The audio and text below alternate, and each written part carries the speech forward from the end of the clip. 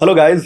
तो आज मैं बहुत ही ज़्यादा एक्साइटेड हूँ क्योंकि आज मैंने रिसीव किया है ये पैकेजिंग जिसे भेजा है आप में से ही मेरा एक सब्सक्राइबर ने, जिनका नाम है मिस्टर इमाद फाकी।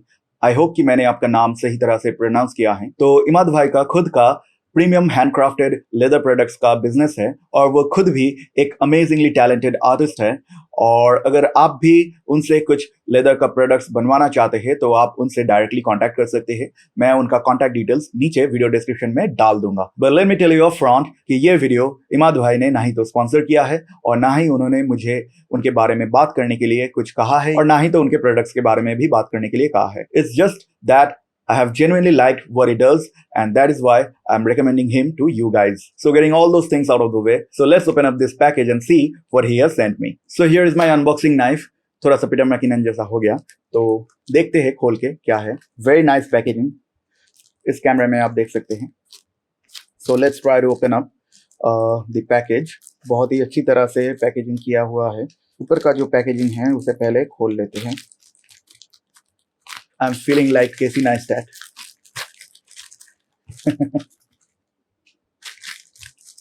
I believe कि जब आप उनसे प्रोडक्ट्स परचेस करेंगे तो आपको भी इसी तरह का कुछ पैकेजिंग देखने को मिलेगा, which is a very nice thing in my opinion. तो हम इसे यहाँ से ओपन कर सकते हैं।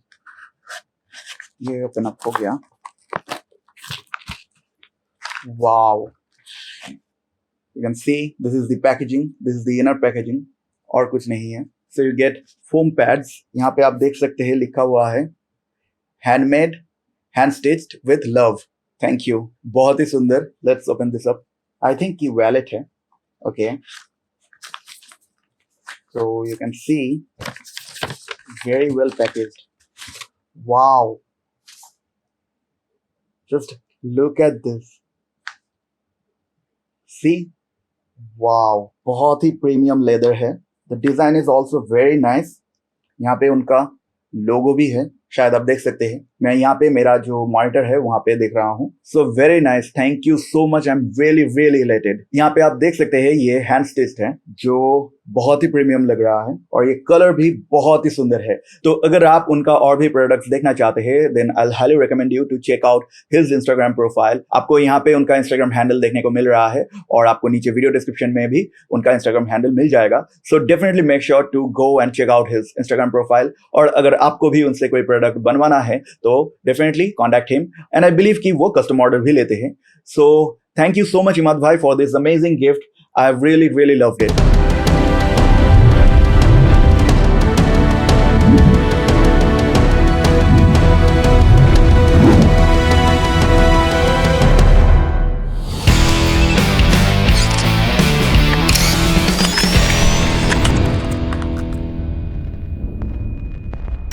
तो एक्चुअली क्या हुआ था कि मैंने कुछ दिन पहले मेरे चैनल पे पोर्ट्रेट फोटो एडिटिंग के ऊपर कुछ वीडियोस डाला था। तो वहां पे इमाद भाई ने कमेंट करके रिक्वेस्ट किया था कि प्रोडक्ट फोटोग्राफी एडिट करने के ऊपर भी कोई ट्यूटोरियल बनाने के लिए। तो मैंने उनसे उनके प्रोडक्ट्स का कुछ फोटो मांगा था जो उन्होंने मुझे बाद में ईमेल किया था और मैंने वही इमेजेस को एडिट करके उनको वापस भेजा था जो उनको बहुत ही पसंद भी आया था। और आप देख सकते हैं ये रॉ इमेजेस जो इमाद भाई ने अपने मोबाइल फोन से कैप्चर किया था, ये था रॉ इमेज और इसे मैंने कुछ इस तरह से एडिट किया है।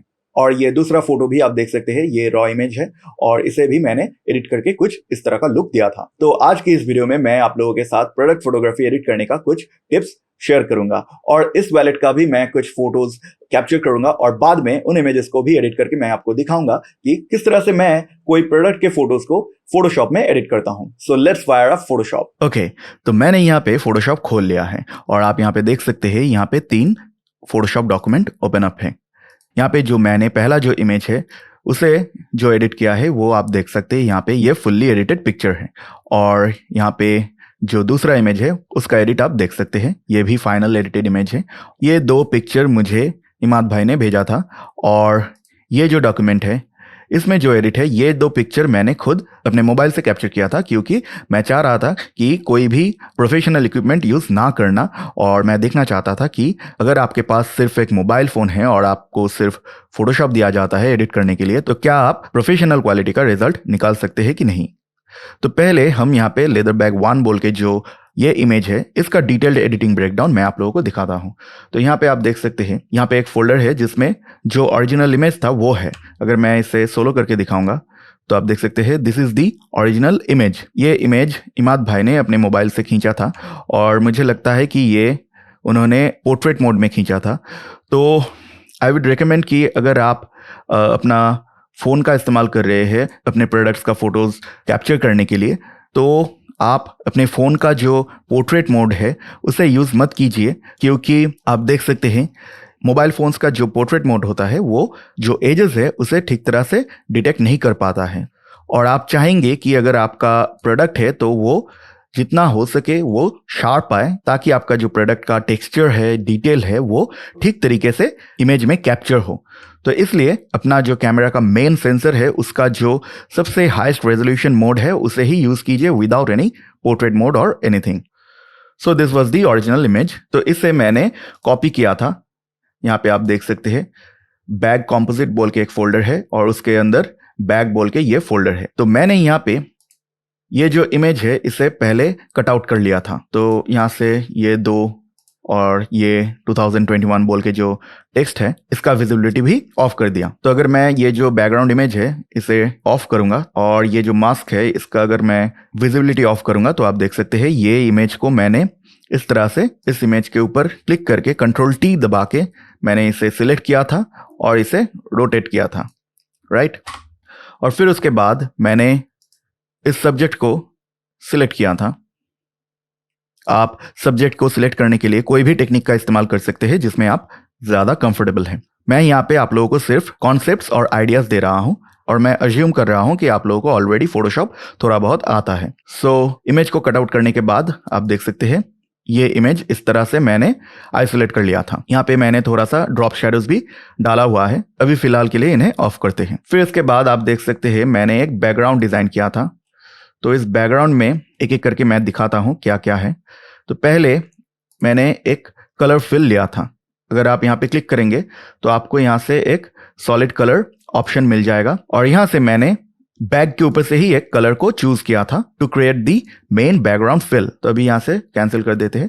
So this was the colour that I have selected from the bag itself. तो ये एक बहुत ही अच्छा टिप है कि अगर आप बैकग्राउंड कलर चूज करना चाहते हैं अपने प्रोडक्ट्स के फोटोज के लिए तो आप अपना जो प्रोडक्ट है उसी में से कोई कलर चूज कर सकते हैं। और यहाँ पे आप देख सकते हैं इस बैग का जो ये स्ट्रैप है ये ब्राउन कलर में है, तो इसलिए मैंने एक ब्राउन एक्सेंटेड कलर यहाँ पे रखा है। और ये भी मैंने एक सॉलिड कलर लिया था और उसके बाद यहाँ से एलिप्टिकल मार्कर टूल की मदद से मैंने ये मास्क क्रिएट किया था और इस तरह से मैंने इसे प्लेस किया था और यहाँ पे एक मास्क क्रिएट किया था। That's it. फिर इसके ऊपर another colour fill adjustment layer लिया था जिसका कलर इस बैग में से ही लिया था लेकिन एक दूसरा कलर था और उसके ऊपर भी एक मास्क डाल के ये शेप मैंने जनरेट किया था। सो this was the basic background that I had created. अभी यहाँ पे 3 एडजस्टमेंट लेयर्स है लेकिन इसके बारे में थोड़ा बाद में डिस्कस करते हैं। तो फिर उसके बाद मैंने इस बैग के ऊपर से जो भी अनवांटेड मार्क्स है उनको हील किया था। आप देख सकते हैं दिस वाज दी बिफोर और यहाँ पे आप देख सकते हैं थोड़ा सा मार्क्स है, तो इन सभी को मैंने यहाँ से हील किया था। अगर मैं यहाँ पे ये मास्क ऑफ करूंगा तो आप देख सकते हैं जैसे कि मैंने पहले ही कहा कि ये पिक्चर इन्होंने पोर्ट्रेट मोड में खींचा था, तो इसलिए यहाँ पे जो स्ट्रैप्स है यहाँ पे थोड़ा सा ब्लरिंग का इशू है। तो इसलिए मैंने जब मेरा जो प्रोडक्ट है इसे कट आउट किया था तो इस स्ट्रैप को मैंने इंक्लूड नहीं किया था। तो अगर आप इमेजेस को ठीक तरह से कैप्चर करेंगे तो आप चाहेंगे कि आपका जो एक्चुअल प्रोडक्ट है उसमें अगर स्ट्रैप है तो वो भी इंक्लूड करना अपना जो इमेजेस है उसमें, क्योंकि आप चाहेंगे जब आप प्रोडक्ट का फोटोग्राफी करेंगे तो आपका जो एक्चुअल प्रोडक्ट है उसका जो एक्चुअल कलर है और जो फीचर्स है वो ठीक तरीके से और इन द मोस्ट रियलिस्टिक वे में आपके इमेजेस में भी कैप्चर होना चाहिए। नहीं तो आपका जो कस्टमर्स है वो लोग अगर आपके इमेजेस देख के आपका प्रोडक्ट्स खरीदेंगे और जब वो लोग आपका प्रोडक्ट्स रिसीव करेंगे तो वो अगर आपके इमेजेस के साथ मैच नहीं करेगा तो उसमें आपका एक नेगेटिव फीडबैक आ सकता है। तो इसलिए कोशिश कीजिए आपका जो इमेजेस है वो प्रोफेशनल तो दिखना चाहिए लेकिन उसके साथ साथ जितना हो सके उसे रियल लाइफ की तरह भी रखने की कोशिश कीजिए। तो उतना ज़्यादा भी एडिट मत कर दीजिए कि एडिट हो जाने के बाद जो इमेज बनेगा उसमें जो प्रोडक्ट होगा वो रियल लाइफ में कुछ और होगा और आपके इमेजेस में कुछ और होगा। तो इसलिए मैंने यहाँ पे ज़्यादा हीलिंग का काम नहीं किया है। जैसे कि ये जो लेदर का जो स्क्रैचेस है, ये इस लेदर का एक्चुअल टेक्सचर है, तो मैं नहीं चाहूँगा कि ये जो एक्चुअल टेक्सचर है इसे पूरा का पूरा ही हील कर देना। तो इसलिए मैंने जो नॉमिनल मार्क्स है सिर्फ इन सभी को ही हील किया है। ऊपर से मैंने ये जो टेक्सचर्स है इसे और भी ज़्यादा इन्हांस करने के लिए मैंने इस इमेज को शार्पन किया है। तो शार्प करने से पहले ये था बिफोर, इमेज थोड़ा सा ब्लरी दिख रहा है, और शार्प करने के बाद ये आप देख सकते हैं ये जो टेक्सचर्स हैं ये काफ़ी ज़्यादा उभर के आ रहा है। और ये शार्पन करने के लिए मैंने बैकग्राउंड को ऑफ कर दिया था और सिर्फ बैग को रख के इस हीलिंग के ऊपर क्लिक करके मैंने कंट्रोल ऑल्ट शिफ्ट और ई दबा के एक स्टैम्प विजिबल लेयर लिया था। फिर उसके बाद शिफ्ट कमांड यू दबा के इस इमेज को ब्लैक एंड व्हाइट में कन्वर्ट कर दिया था, और इस ब्लैक एंड व्हाइट इमेज के ऊपर फिल्टर में जाके अदर में जाके इस हाइपस ऑप्शन के ऊपर क्लिक किया था और यहाँ पे 1 पिक्सल का रेडियस रख के ओके दबाया था और ओवरले में सेट कर दिया। तो ये इमेज में हाइपस की मदद से मैंने शार्पनेस ऐड किया था इस तरह से। तो यहाँ पे इस लेयर को डिलीट कर देते हैं and let's turn on the original sharpen layer, और यहाँ पे मैं बैकग्राउंड को भी ऑन कर देता हूँ। तो ये था मेरा बेसिक कॉम्पोजिशन। अभी थोड़ा बहुत एडजस्टमेंट्स किया था to better fit the composite और to better blend the product with the background. तो इसके लिए मैंने बैकग्राउंड के ऊपर एक ग्रेडियंट डाला था, एक ब्लैक एंड व्हाइट ग्रेडियंट डाला था। अगर मैं इसे नॉर्मल करूंगा और ओपेसिटी को 100 में रखूंगा तो आप देख सकते हैं ये ग्रेडियंट मैंने यूज किया था, और इसे फिर से कंट्रोल Z दबा के अंडू कर दिया। तो आप देख सकते हैं यहाँ पे एक लाइटिंग इफेक्ट डालने के लिए आप देख सकते हैं यहाँ पे जो लाइट आ रहा है प्रोडक्ट के ऊपर वो इधर से आ रहा है, क्योंकि यहाँ पे ये जो हाईलाइट है ये देख के आप कह सकते हैं ये लाइट यहाँ से आ रहा है। तो वही चीज़ मैंने मेरा जो बैकग्राउंड है उसके ऊपर रेप्लिकेट करने का कोशिश किया है इस ग्रेडियंट के मदद से। इस ग्रेडियंट को मैंने सॉफ्ट लाइट इस ब्लेंडिंग मोड में डाल के रखा है, तो इसलिए ये लाइटिंग इफेक्ट इस बैकग्राउंड के ऊपर आ रहा है। यहाँ पे नीचे की तरफ थोड़ा सा डार्क हो जा रहा है और यहाँ पे ऊपर की तरफ थोड़ा सा ब्राइट हो जा रहा है। तो ये एक बहुत ही रियलिस्टिक लुक दे रहा है। फिर उसके बाद मुझे लग रहा था जो बैकग्राउंड है उसका जो कलर्स है वो थोड़ा और पॉप कर सकता है, तो इसलिए मैंने इस बैकग्राउंड के ऊपर एक वाइब्रेंस एडजस्टमेंट लेयर लिया है और इसमें यहाँ पे वाइब्रेंस को +30 में इंक्रीज करके रखा है। So this was the before and this is the after. थोड़ा सा कलर का बूस्ट हो रहा है। फिर उसके बाद मैंने एक ग्रेडियंट फिल लिया है। यहाँ से आप देख सकते हैं ये जो ग्रेडियंट है इस ऑप्शन के ऊपर क्लिक किया था और यहाँ पे स्टाइल में रेडियल सेलेक्ट किया था, और इसका जो कलर है इसे मैंने सिर्फ वाइट में कर दिया था और इसका जो स्केल है उसे भी थोड़ा सा बढ़ाया था और इसे प्रोडक्ट के पीछे इस तरह से डाला हुआ था एंड ओके कर दिया। और इसका जो ब्लेंडिंग मोड है इसे स्क्रीन कर दिया और ओपेसिटी को कम करके थोड़ा सा अराउंड 20% रखा था।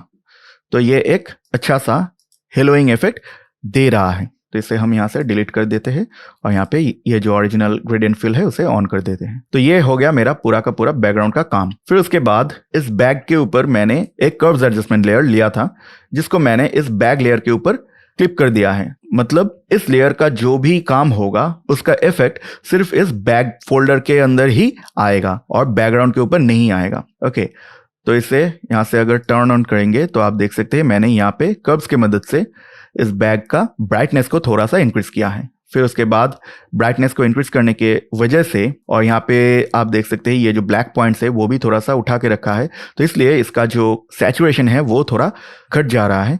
इसलिए मैंने यहाँ पे इस बैग का जो वाइब्रेंस है उसे थोड़ा सा इंक्रीज किया है और ये भी मैंने इस बैग लेयर के ऊपर क्लिपिंग मास्क करके रखा है, तो इसलिए इसका इफेक्ट भी सिर्फ इस लेयर के ऊपर ही आ रहा है। थोड़ा सा ही +20 में मैंने इंक्रीज करके रखा है और थोड़ा सा ही ये बूस्ट दे रहा है। फिर इसके बाद मुझे लग रहा था ये जो हैंडल है ये थोड़ा सा ब्राइट लग रहा है और डिसैचुरेटेड लग रहा है, तो इसलिए मैंने इसे मास्क करके इसका जो ब्राइटनेस है उसे थोड़ा सा कम किया है।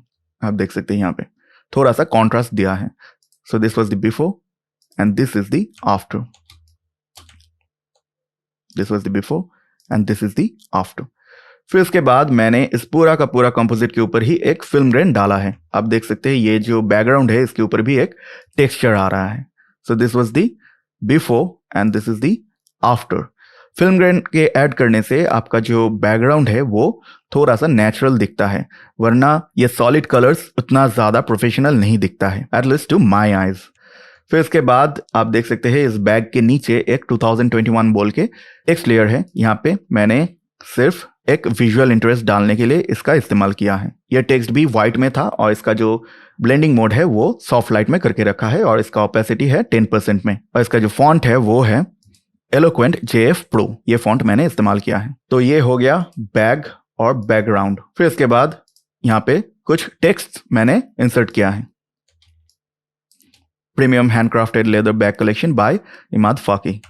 तो ये हो गया मेरा पूरा का पूरा फाइनल एडिटेड इमेज। और यहाँ पे भी मैंने थोड़ा सा फॉन्ट पेयरिंग का इस्तेमाल किया है।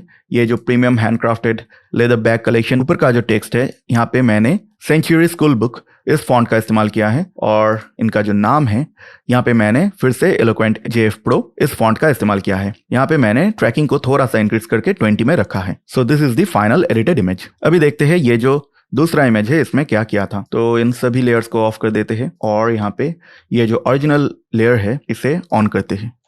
So this was the original image और इन सभी इमेजेस को मैंने इंस्टाग्राम के 4:5 रेशियो में क्रॉप करके रखा है। So the first thing that I did was to heal some of the spots जो आप यहाँ पे देख सकते हैं, और हील करने के बाद ये मैंने जितना हो सके क्लीन कर दिया है। जूम करके दिखाते हैं। So this was the before. यहाँ पे आप देख सकते हैं थोड़ा बहुत डस्ट पार्टिकल्स था, तो इन सब चीज़ों को हील करने के बाद ये ज़्यादा क्लीन हो जा रहा है। फिर उसके बाद मैंने थोड़ा सा बैकग्राउंड ब्लर किया है और इसके लिए मैंने इन दोनों लेयर का स्टैम्प विजिबल लेयर क्रिएट किया था Ctrl Alt Shift और E दबा के। फिर उसके बाद इस लेयर को स्मार्ट ऑब्जेक्ट में कन्वर्ट कर दिया और फिल्टर में जाके ब्लर गैलरी में जाके मैंने टिल्ट शिफ्ट इस ऑप्शन का इस्तेमाल किया था और मैंने इस तरह का एक ब्लर ऐड किया था। सो इस लेयर को डिलीट कर देते हैं एंड इस लेयर को ऑन करते हैं। तो इस तरह से मैंने ये ब्लर इफेक्ट जनरेट किया था। सो this was the image. Final image में देखते हैं क्या किया था। सो this is the final image जहाँ पे मैंने थोड़ा बहुत और हीलिंग का काम किया है। सो ये जो पार्टिकल्स था इनको भी मैंने हील किया है to give it an even more cleaner look. फिर इसके बाद डायनेमिक रेंज को थोड़ा सा इंक्रीज किया है।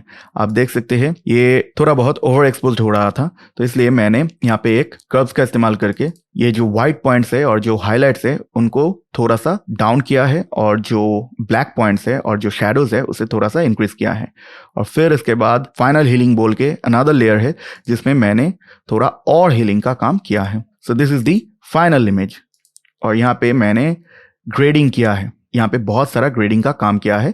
सो लेट्स सी एक एक करके। तो यहाँ पे आप देख सकते हैं ये जो मास्क है ये सिर्फ पीछे का जो वॉलेट है उसके ऊपर काम कर रहा है। तो इसका अगर विजिबिलिटी ऑन करूँगा तो आप देख सकते हैं यहाँ पे ये जो प्रोडक्ट है इसके ऊपर ये जो नेस्टी येलो कलर कास्ट था इसको हटाने के लिए मैंने इस लेयर का इस्तेमाल किया है और इसके लिए मैंने एक ह्यू सैचुरेशन लेयर का इस्तेमाल किया है। और यहाँ पे अगर आप येलो में जाएंगे तो आप देख सकते हैं येलो का जो ह्यू है उसे थोड़ा सा चेंज करके ब्लू की तरफ शिफ्ट करके रखा है और इसका जो सैचुरेशन है उसे भी थोड़ा सा कम करके रखा है। That's it.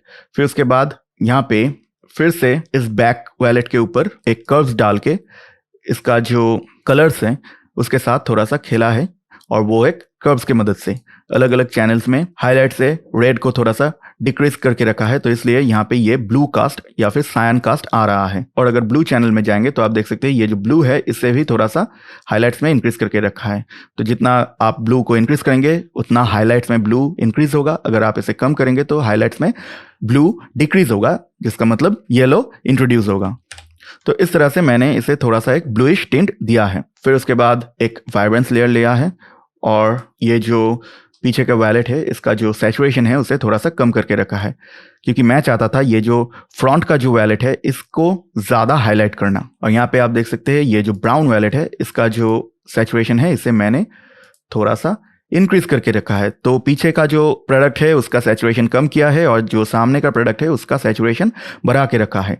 तो इसलिए आपका जो आई है वो डायरेक्टली इस प्रोडक्ट के ऊपर जा रहा है। और इसके लिए ये जो बैकग्राउंड ब्लर है ये भी काम कर रहा है और ये जो सैचुरेशन का ट्रिक हमने यूज़ किया है ये भी काम कर रहा है। फिर उसके बाद मैंने एक विनेट दिया है। यहाँ पे मैंने एक सर्कुलर मार्की टूल के मदद से सिलेक्ट किया है इस फ्रंट के वैलेट को और शिफ्ट कंट्रोल आई दबा के इस सिलेक्शन को मैंने इन्वर्ट किया है और राइट क्लिक करके इसका जो फेदरिंग है उसे 300 पिक्सल में किया था। फिर यहाँ पे एक कर्व्स लिया था, तो यहाँ पे आप देख सकते हैं इसी तरह का एक कर्व्स यहाँ पे आ जा रहा है और यहाँ से मैंने सिर्फ एक्सपोजर को डाउन किया था टू क्रिएट दी विनेट, तो इसे भी यहाँ से डिलीट कर देते हैं। So this was before adding the vignette, और ये विनेट ऐड करने के बाद एक बहुत ही स्लाइट विनेट मैंने ऐड किया है। फिर इसके बाद थोड़ा सा कलर कॉन्ट्रास्ट का इस्तेमाल किया है। This is kind of a colour grading. तो यहाँ पे मैंने रेड चैनल में जाके रेड चैनल का जो हाइलाइट्स है उसमें रेड को बढ़ा के रखा है और शैडो से रेड्स को कम करके रखा है। तो इसलिए आप देख सकते हैं ये जो हाइलाइट्स पोर्शन है यहाँ पे थोड़ा सा वार्म दिख रहा है, और ये जो शैडोज है इसमें थोड़ा सा सायन ज़्यादा आ रहा है। फिर ये जो ब्लू चैनल है यहाँ पे भी हाइलाइट्स में मैंने ब्लू चैनल को कम करके रखा है, मतलब यहाँ पे हाइलाइट्स में ज़्यादा येलो आ रहा है, और जो शैडो है वहाँ पे ब्लू को इंट्रोड्यूस किया है, और ग्रीन चैनल में भी थोड़ा सा ग्रीन हाइलाइट्स में दिया हुआ है।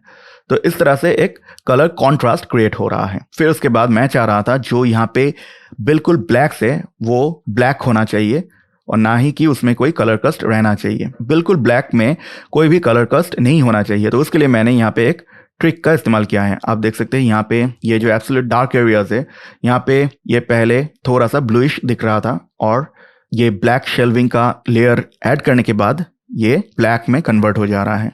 तो इसके लिए मैंने एक सैचुरेशन लेयर को लिया था और उसमें से सैचुरेशन को बिल्कुल -100 में चेंज कर दिया था, और यहाँ पे डबल क्लिक करके इसका जो ब्लेंडिंग ऑप्शन है उसे ओपन अप किया था, और ये जो ब्लेंड इफ है यहाँ से जो हाइलाइट्स है उस स्लाइडर को लेफ्ट की तरफ ला दिया था, और ऑल्ट दबा के इसका जो एंड पोर्शन है इसे भी अराउंड 5 तक ला दिया था। तो इस लेयर का जो इफेक्ट है वो सिर्फ शैडो के ऊपर ही आ रहा है। तो यहाँ से इस लेयर को भी डिलीट कर देते हैं। सो इस पर्पस के लिए मैंने इस लेयर को इस्तेमाल किया था।